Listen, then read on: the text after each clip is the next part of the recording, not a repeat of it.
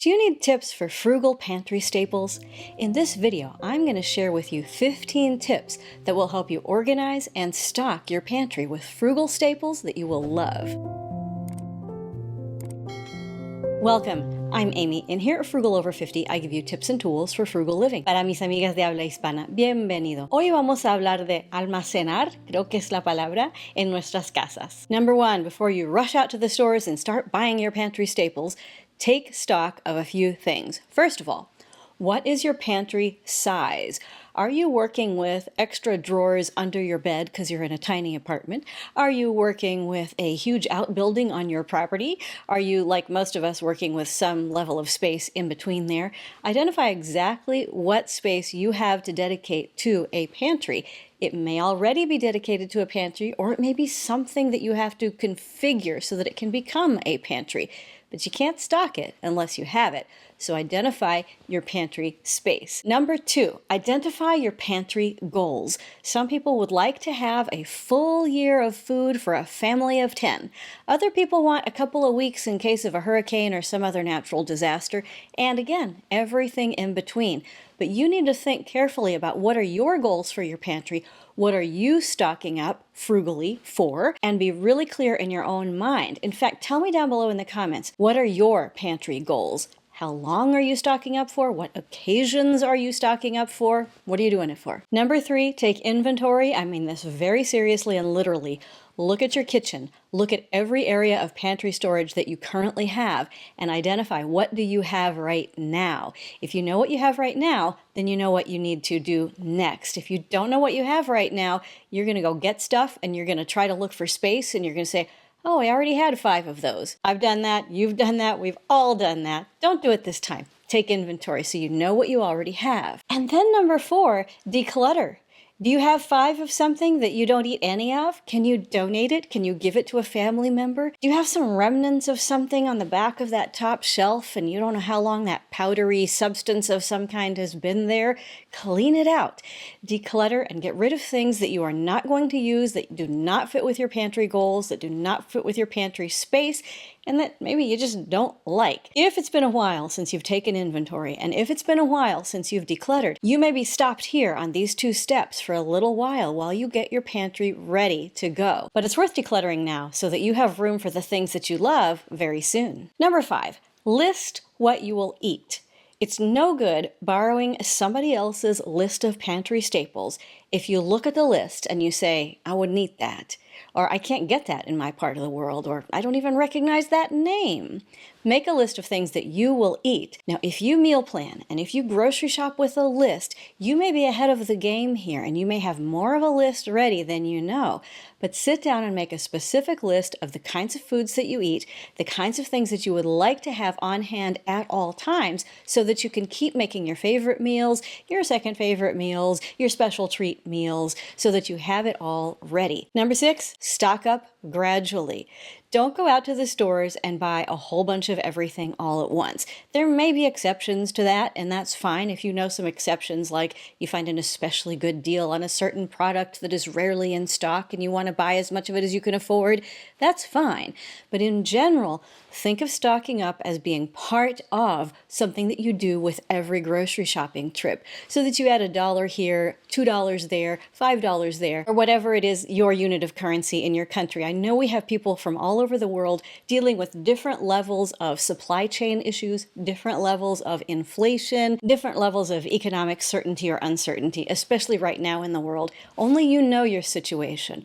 But in general, if you can stock up gradually, then you will have a consistent pathway to a frugal pantry with staples that you love, staples that you can use. The other benefit of stocking up gradually is that you can try out a pantry staple and say, no, I don't need to get that anymore. One was enough. And there might be another item that you say, oh, I wish I had 10 of those in my pantry, and you can stock up there where you really, really find benefit. Speaking of finding benefit, if you're getting benefit out of this video so far, I hope that you'll give it a like and consider subscribing if you haven't already. Welcome to the Frugal family. The next big project is the actual stocking up. And if you haven't been taking notes already, I'd like to suggest pause this video, Go get out your notes app on your phone, get a piece of paper and a pencil, and let's write this down together. In fact, if you are interested in having me create for you a free downloadable resource with the content of this video, let me know in the comments. Do you want a free downloadable? I'll figure out a way to get it to you so that you can really enjoy it and benefit from it. Let's talk about the actual staples categories that I think around the world we can all use. Tip number 7, stock up the grains that you have in your area, your part of the world, and that you will use. And I'm including here everything from harina pan to make arepas, to masa harina to make tortillas, to pasta, to rice, to oatmeal, and I'm sure there are grains that you are thinking of right now that you're sort of shouting at your phone screen. Tell me down below in the comments, what grains must you have in your house, in your home, in your culture, in your food traditions that you need to have stocked up on? Go through that list of all the things your family loves to eat and pick out all of the grains that are there, and that's your first category. Number 8, legumes, and I'm thinking specifically here of dried legumes. So we're talking about beans and peas and dal and other kinds of pulses. Around the world, people eat legumes, again, for all different purposes. Where I grew up, we ate habichuelas negras, which is black beans with just about everything. In some parts of the world, especially in countries in Southeast Asia, beans are eaten only as a sweet treat. But wherever you are in the world, you're going to have something that you can do with dried legumes. Make sure you know which kind you need and get ready to stock those up. Number 9, spices and seasonings. I get frequent requests on this channel for people asking me how to store spices and seasonings in a frugal and minimalist way. Look at the spices and seasonings that you use in your family, in your household on a regular basis. Keep those in stock and remember them when you are stocking up.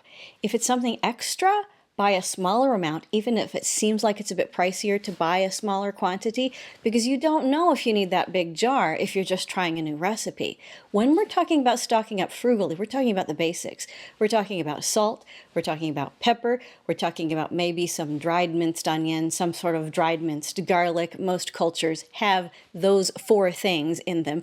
And there might be other spices. What are your favorite spices and seasonings to use in your kind of cooking that you need to stock up on? Tell me down below. Number 10, the next category is oils and other fats. Now, some oils you can't stock up for a really long time because they go a little bit rancid, but some things like lard are shelf stable for a very long time. Think again about your goals and what is your length of storage time that you want for your fats and oils, and stock up accordingly. Also think about the kind of cooking that you're doing, the kinds of oils and fats that are available in your part of the world, and how it will make your food taste once you cook your pantry staples with those fats and oils. Number 11, and one of my personal favorites, canned fruits and vegetables. My favorite snack when I was a teenager was to eat a can of peaches in heavy syrup. I know, I just loved it. I would just open the can and pour it out into a bowl and eat that. And my family always kept canned peaches in stock because they knew I was going to enjoy them. I also like canned beets, canned beans. What is your favorite canned product? Do you can or jar or otherwise preserve fruits and vegetables yourself? That's great. If not, buy them in the store when they come on sale and in a way that meets your family's frugal pantry needs. I've shared my favorites. I can't wait to hear yours. Number 12, another favorite, canned meats and canned seafood. I have showed you here on this channel before several times that I love to buy canned tuna and canned salmon, and I have found ways to buy both of those a little bit more cheaply than just the most obvious way of pulling it off the shelf. In your part of the world, there may be other canned meats and canned seafood that you enjoy and that you can get and stock up cheaply. The classic for people across the Pacific, of course, is Spam. Spam, spam, spam, spam, spam. And I love it. Some of you, when I've showed Spam on my channel, have said, "Oh, you have Spam." But yeah, I do. What's your favorite canned meat or canned seafood product? And do you store it on a regular basis? If you don't yet, consider starting. Number 13. Think about condiments, ketchup, mustard, mayonnaise, sriracha sauce, chili sauce, other kinds of condiments that you enjoy. And I don't know what they are in your culture. I'm just rattling off the stuff that I've seen in my fridge recently and that I tend to keep an extra 1 or 2 of. And there may be other things like seaweed, for instance, or other products that are in the condiments and extra flavorings area that I just don't know about because I don't use them in my way of cooking. So let's share down in the comments, because I bet if we get a good list going of condiments and other flavoring extras, that some of us will get our memories jogged and we'll think, oh yeah, I've been missing that and I need to stock up on that in my frugal pantry.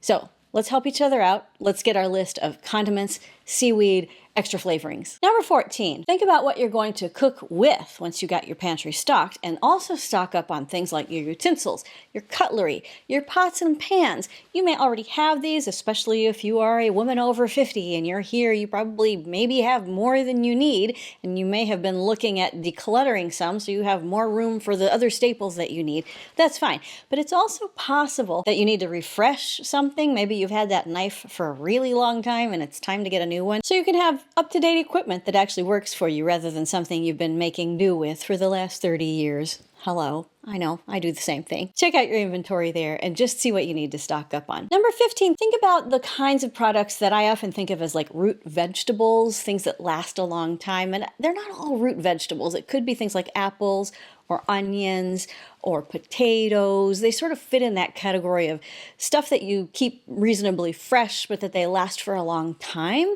if they are stored correctly. What is that kind of food product in your culture, in your country, in your part of the world?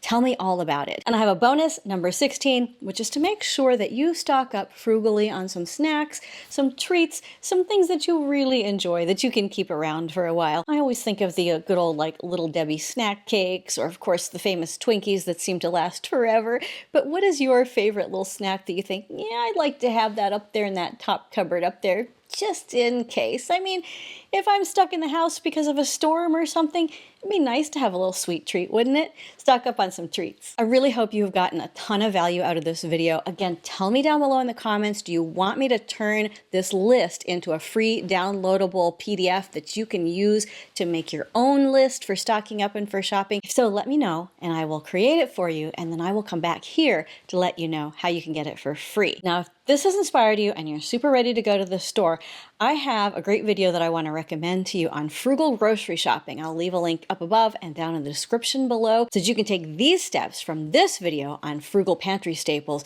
take them to the store with you, and feel frugal and feel fabulous and feel like your house is full of all the food that you really love. I'm so glad to share these tips with you. I'm so looking forward to reading about yours in the comments, and I will see you in the next video.